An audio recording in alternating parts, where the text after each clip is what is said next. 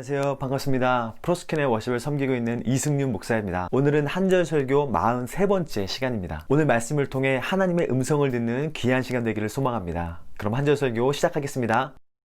오늘 본문은 창세기 11장 4절 말씀입니다. 제가 읽겠습니다. 또 말하되 자 성읍과 탑을 건설하여 그 탑 꼭대기를 하늘에 닿게 하여 우리 이름을 내고 온 지면의 흩어짐을 면하자 하였더니 홍수 후 노아의 자손은 언어가 하나였습니다. 그리고 그들은 점점 번창하기 시작했습니다. 그들은 정착하기 편리하고 널찍한 땅을 찾다가 시날 평지라는 곳을 발견했습니다. 시날 평지를 발견하고 생각했습니다. 성읍과 탑을 건설하자. 그들은 성읍과 탑을 건설하기로 마음먹었습니다. 사람이 무엇을 할 때 가장 중요한 것은 그 사람의 동기입니다. 왜 그 일을 하려고 하는지, 그 일을 통해 어떠한 유익을 얻으려고 하는지 하나님께서는 우리의 동기를 보시죠. 성읍과 탑을 건설하는 것 자체는 죄가 아닙니다. 하지만 그들은 잘못된 동기로 성읍과 탑을 건설하려고 하였죠. 세 가지 성읍과 탑을 건설한 이유가 있는데요. 첫 번째 이유는 그 탑 꼭대기를 하늘에 닿게 하자. 두 번째는 우리의 이름을 내자. 세 번째 이유는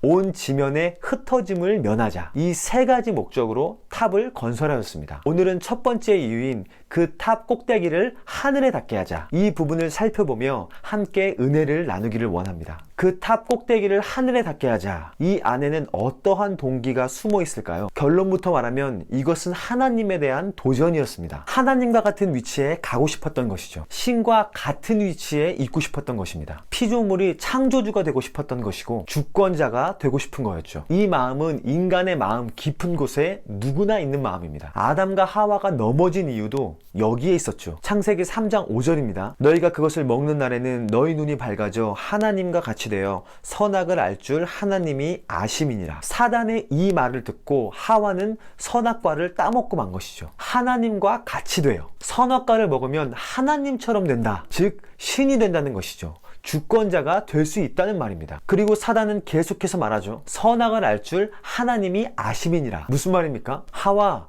너도 이제 하나님이 아니라 선악을 네가 결정할 수 있게 되는 거야. 즉 하나님이 아닌 자신이 선과 악을 결정하겠다는 것이죠. 다시 말해 하나님의 말씀대로 선악을 구분하는 것이 아닌 자신이 원하는 대로 선악을 결정하여 자신의 삶을 살겠다는 것입니다. 그 탑 꼭대기를 하늘에 닿게 하자. 다시 말해 하나님과 같은 위치가 되어 하나님처럼 살겠다는 것입니다. 하나님처럼 살겠다는 것이 무슨 뜻입니까? 하나님께서는 하나님께서 원하시는 대로 하나님의 뜻을 이루어 가시죠. 이 사람을 구원하겠다고 결정하시면 이 사람을 구원하시고, 이 사람을 심판하겠다고 결정하시면 이 사람을 심판하시죠. 홍수로 지면을 쓸어버리겠다라고 결정하시면 홍수로 지면을 쓸어버리시고, 다시 그들을 회복시키겠다라고 결정하시면 다시 회복시키시죠. 다시 말해 하나님처럼 살겠다는 것은 하나님의 뜻이 아닌 자신의 뜻대로 자신의 삶을 살아가겠다는 것입니다. 이 마음은 아담과 하와에게만 있는 것이 아니고 바벨탑을 만든 사람에게만 있는 것이 아니고 우리에게도 여전히 존재합니다. 내가 주인이 되고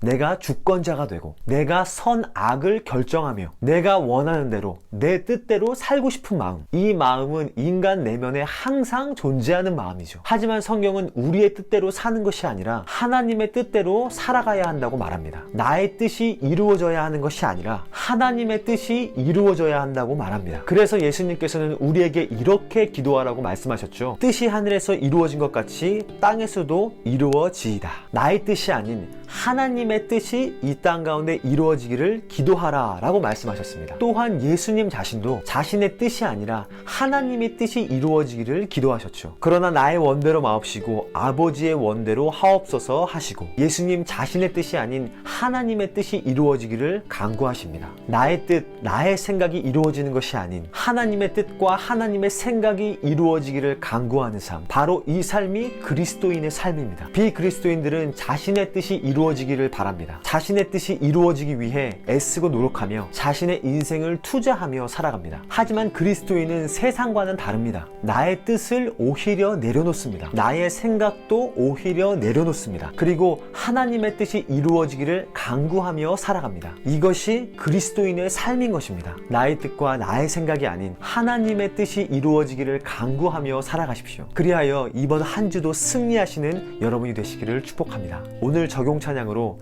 이제는 내가 없고를 선택했습니다. 이 찬양에 이러한 가사가 있습니다. 이제는 내가 없고 오직 예수님만, 내 안에 살아계신 오직 예수님만. 그렇습니다. 나의 뜻은 없고 오직 예수님의 뜻만 내 안에 가득하기를 원합니다. 종료 영상으로 이 찬양을 띄우겠습니다.